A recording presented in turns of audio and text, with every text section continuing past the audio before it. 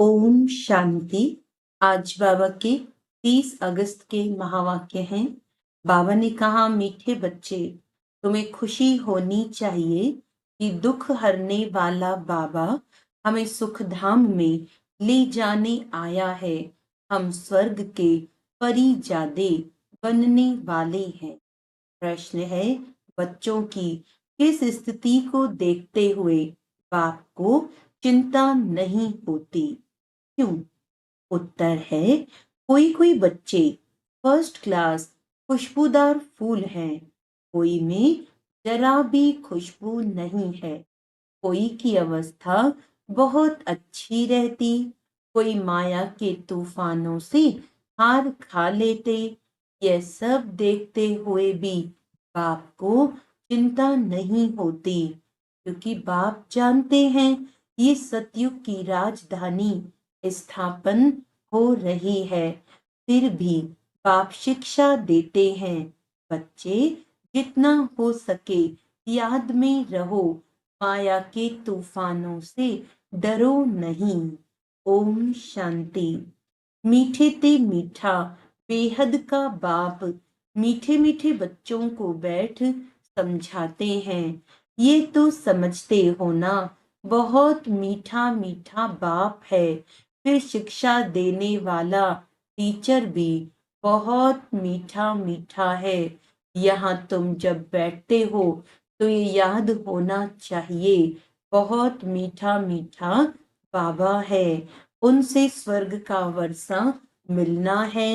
यहाँ तो वैशालय में बैठे हो, जितना कितना मीठा बाप है, वह खुशी दिल में होनी चाहिए। बाप हमको आधा कल्प सुखधाम में ले जाने वाला है, दुख हरने वाला है। एक तो ऐसा बाबा है। फिर बाबा टीचर भी बनते हैं, हमको सारी सृष्टि चक्र का राज समझाते हैं, जो और कोई नहीं समझा सकते।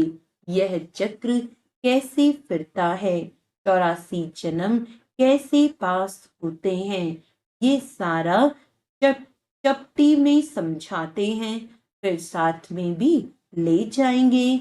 यहाँ तो रहना नहीं है, सभी आत्माओं को साथ ले जाएंगे। बाकी थोड़े रोज हैं, कहा जाता है बहुत गई थोड़ी रही, बाकी थोड़ा समय है। इसीलिए जल्दी जल्दी मुझे याद करो, तो तुम्हारे जन्म जन्मांतर के पापों का बोझा जो जमा है वे खलास हो। भल माया की युद्ध चलती है, तुम मुझे याद करेंगे, वे याद करने से आएगी। ये भी बाबा बता देते हैं। इसीलिए कभी विचार नहीं करना, कितने भी संकल्प विकल्प तूफान आए, सारी रात संकल्पों में नींद फिट जाए, तो भी डरना नहीं है, बहादुर रहना है। बाबा कह देते हैं, ये आएंगे जरूर, स्वप्न भी आएंगे, इन सब बातों में डरना नहीं है। युद्ध का मैदान है ना, ये सब विनाश हो जाने हैं। तुम युद्ध करते हो माया को जीतने के लिए, बाकी इसमें कोई श्वास आदि बंद नहीं करना है। आत्मा जब शरीर में होती है तो श्वास चलता है, इसमें श्वास आदि बंद करने की भी कोशिश नहीं करनी है। हठ योग आदि में कितनी तकलीफ करते हैं, बाबा को अनुभव है। थोड़ा थोड़ा सीखते थे, परंतु फुर्सत भी हो ना। जैसे आजकल तुमको कहते हैं, ज्ञान तो अच्छा है, परंतु फुर्सत कहाँ, इतने कारखाने हैं। यह है, तुमको बाप कहते हैं, मीठे मीठे बच्चों, एक तो बाप को याद करो और चक्र याद करो, बस। क्या ये डिफिकल्ट है? सत्युग त्रेता में इन्हों का राज्य था, फिर इस्लामी बौद्धि आदि की वृद्धि होती गई, वह अपने धर्म को भूल गए। अपने को देवी देवता कह ना सके, क्योंकि अपवित्र बन पड़े। देवताएं तो पवित्र थे। ड्रामा के प्लान अनुसार फिर वे हिंदू कहलाने लग पड़ते हैं। वास्तव में हिंदू धर्म तो है नहीं। हिंदुस्तान तो नाम बाद में पड़ा है, असली नाम भारत है। कहते हैं भारत माताओं की जय। हिंदुस्तान की माताएं थोड़े ही कहते हैं। भारत में ही इन देवताओं का राज्य था।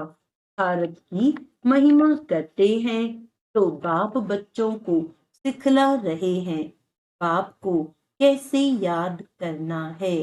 बाप आए ही हैं घर ले चलने के लिए। किसको? आत्माओं को। तुम जितना बाप को याद करते हो उतना तुम पवित्र बनते हो।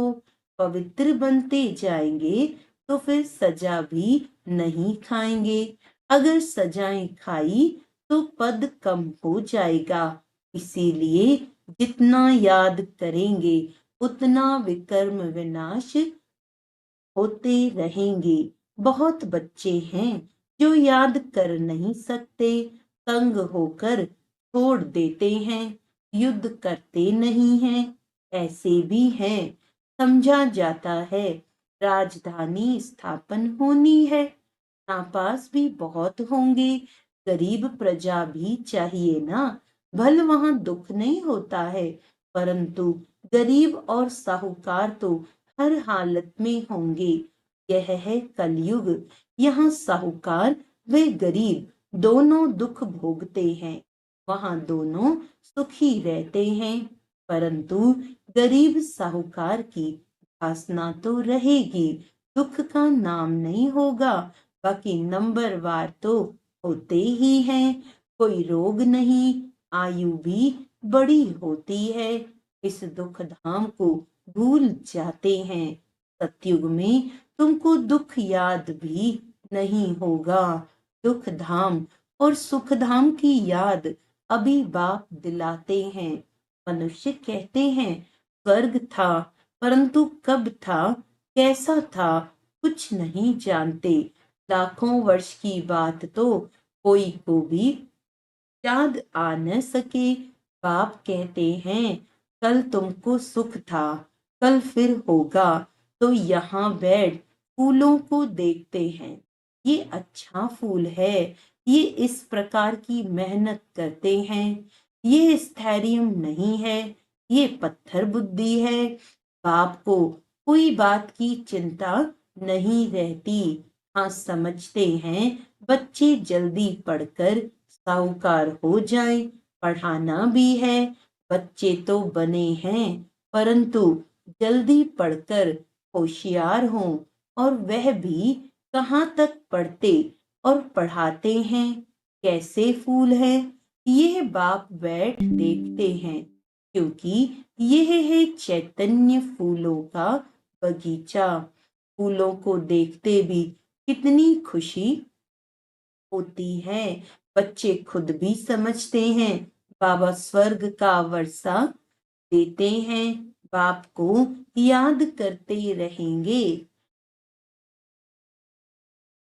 तो पाप कटते जाएंगे, नहीं तो सजा खाकर फिर पद पाएंगे। उसको कहा जाता है मानी और मोचरा। बाप को ऐसा याद करो जो जन्म जन्मांतर के पाप कट जाएं। चक्र को जानना भी है। चक्र फिरता रहता, कभी बंद नहीं होता। यूं मिसल चलता रहता है। सबसे आहिस्ते चलती है। ये बेहद का ड्रामा भी बहुत आहिस्ते चलता है। टिक टिक होती रहती है। 5000 वर्ष में सेकंड्स मिनट कितने होते, वह हिसाब भी बच्चों ने निकाल कर भेजा है। लाखों वर्ष की बात होती तो कोई भी हिसाब निकाल न सके। यहाँ बाप और बच्चे बैठे हैं। बाबा एक एक को बैठ देखते हैं। ये बाबा को कितना याद करते हैं। कितना ज्ञान उठाया है, औरों को कितना समझाते हैं। है बहुत सहज, सिर्फ बाप का परिचय दो। बैज तो बच्चों के पास है ही, बोलो यह है शिव बाबा।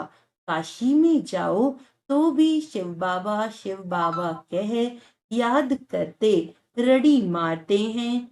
तुम हो सालिग्राम, आत्मा बिल्कुल छोटा सितारा है, उसमें कितना पार्ट भरा हुआ है। आत्मा घटती बढ़ती नहीं, विनाश नहीं होती। आत्मा तो अविनाशी है, उसमें ड्रामा का पार्ट भरा हुआ है। हीरा सबसे मजबूत होता है, उस जैसा सख्त पत्थर कोई होता नहीं। जौहरी लोग जानते हैं, आत्मा का विचार करो कितनी छोटी है, उनमें कितना पार्ट भरा हुआ है जो कभी भी घिसता नहीं है। दूसरी आत्मा होती नहीं। इस दुनिया में ऐसा कोई मनुष्य नहीं जिसको हम बाप, टीचर, सतगुरु कहें। यह एक बेहद का बाप है, शिक्षक है, सबको शिक्षा देते हैं। मन मना भव, तुमको भी कहते हैं कि कोई धर्म वाले मिले, उनको कहो अल्लाह को याद करते हो ना। आत्माएं सब भाई भाई हैं। अब बाप शिक्षा देते हैं कि मामेकम याद करो तो विकर्म विनाश होंगे। बाप ही पतित पावन है, ये किसने कहा? आत्मा ने। मनुष्य भल गाते हैं परंतु अर्थ नहीं समझते हैं। बाप कहते हैं तुम सब सीताएं हो, मैं हूँ राम, सब भक्तों का सदगति दाता मैं हूँ। सबकी सदगति कर देते हैं, बाकी सब मुक्ति धाम में चले जाते हैं। सतयुग में दूसरा धर्म कोई होता नहीं, सिर्फ हम ही होते हैं, क्योंकि हम ही बाप से वर्षा लेते हैं। यहाँ तो देखो कितनी ढेर के ढेर मंदिर हैं, इतनी बड़ी दुनिया है, क्या क्या चीजें हैं। वहां ये कुछ भी नहीं होगा, सिर्फ भारत ही होगा। यह रेल आदि भी नहीं होंगी, यह सब खत्म हो जाएंगे। वहां रेल की दरकार ही नहीं, छोटा शहर होगा। रेल तो चाहिए दूर दूर गांव में जाने के लिए। बाबा रिफ्रेश कर रहे हैं, भिन्न भिन्न पॉइंट्स समझाते रहते हैं बच्चों के लिए। यहाँ बैठे हो, बुद्धि में सारा ज्ञान है, जैसे परम पिता परमात्मा में सारा ज्ञान भरा हुआ है, जो तुमको समझाते रहते हैं। ऊंचते ऊंच शांति धाम में रहने वाला शांति का सागर बाप है। हम आत्माएं भी सब वहां स्वीट होम में रहने वाली हैं। शांति के लिए मनुष्य कितना माथा मारते हैं। साधु लोग भी कहते मन को शांति कैसे मिले, क्या क्या युक्ति रचते हैं। गाया जाता है आत्मा तो मन बुद्धि सहित है, उनका स्वधर्म है ही शांत। मुख ही नहीं, कर्मेंद्रियां ही नहीं, तो जरूर शांति ही होगी। हम आत्माओं का निवास स्थान है स्वीट होम, जहाँ बिल्कुल शांति रहती है। फिर वहां से पहले हम आते हैं सुख धाम में। अभी तो इस दुख धाम से ट्रांसफर होते हैं सुख धाम में। बाप पावन बना रहे हैं। इतनी बड़ी दुनिया है, इतनी जंगल आदि कुछ भी वहां नहीं होंगे, इतनी पहाड़ियां आदि कुछ नहीं होंगी। हमारी राजधानी होगी। जैसे स्वर्ग का छोटा सा मॉडल बनाते हैं, वैसे छोटा सा स्वर्ग होगा। क्या होना है, वंडर देखो कितनी बड़ी सृष्टि है। यहाँ तो सब आपस में लड़ते रहते हैं। फिर इतनी सारी दुनिया खत्म हो जाएगी, बाकी हमारा राज्य रहेगा। इतना सब कुछ खत्म हो, ये सब कहाँ जाएंगे? समुद्र धरती आदि में चले जाएंगे। इनका नामो निशान भी नहीं रहेगा। समुद्र में जो चीज जाती है वह अंदर ही खत्म हो जाती है। सागर हप कर लेता है, तत्व तत्व में, मिट्टी मिट्टी में मिल जाती है। फिर दुनिया ही सतु प्रधान होती है। उस समय कहा जाता है, नई सतो प्रधान प्रकृति। तुम्हारी वहां नेचुरल ब्यूटी रहती है। लिपस्टिक आदि कुछ भी नहीं लगाते। तो तुम बच्चों को खुश होना चाहिए।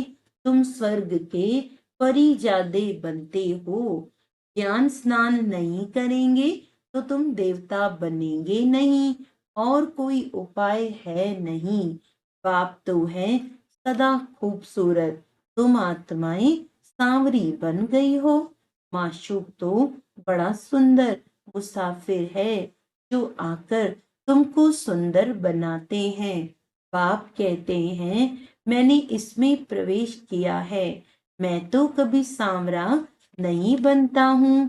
तुम सांवरे से सुंदर बनते हो। सदा सुंदर तो एक ही मुसाफिर है। यह बाबा सांवरा और सुंदर बनते हैं। तुम सबको सुंदर बनाकर साथ में ले जाते हैं। तुम बच्चों को सुंदर बन, फिर और सबको सुंदर बनाना है। बाप तो शाम सुंदर बनते नहीं। गीता में भूल कर दी है, जो बाप के बदले श्री कृष्ण का नाम डाल दिया है। इसको ही कहा जाता है एकच भूल, सारे विश्व को सुंदर बनाने वाला शिव बाबा। उनके बदले जो स्वर्ग का पहला नंबर सुंदर बनता है, उनका नाम डाल दिया है। ये कोई समझते थोड़े ही हैं। भारत फिर सुंदर बनने वाला है। वह तो समझते हैं 40,000 वर्ष बाद स्वर्ग बनेगा, और तुम बताते हो सारा कल्प ही 5,000 वर्ष का है। तो बाप आत्माओं से बात करते हैं, कहते हैं, मैं आधा कल्प का माशूक हूँ, तुम मुझे पुकारते आए हो। हे पतित पावन आओ, आकर हम आत्माओं आशिकों को पावन बनाओ।